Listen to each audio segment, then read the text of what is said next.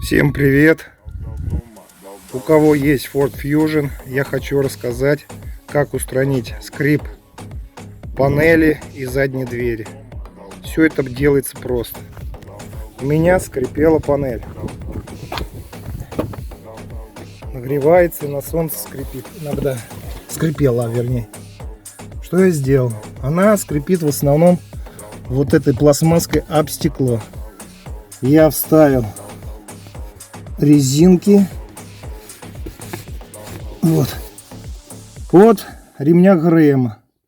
Просто туда вставляешь, и она в паз запрыгивает, и все. Вот 3 штучки вставил. Все, панель у меня перестала скрипеть. Теперь про дверь. Дверь у меня тоже скрипела. Что я сделал? Она скрипит в петлях.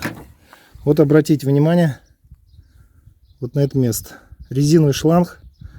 И вот когда она закрывается, она вроде как придавливается. Вот видите, как она придавливается. Вот. Одел вот такую резинку.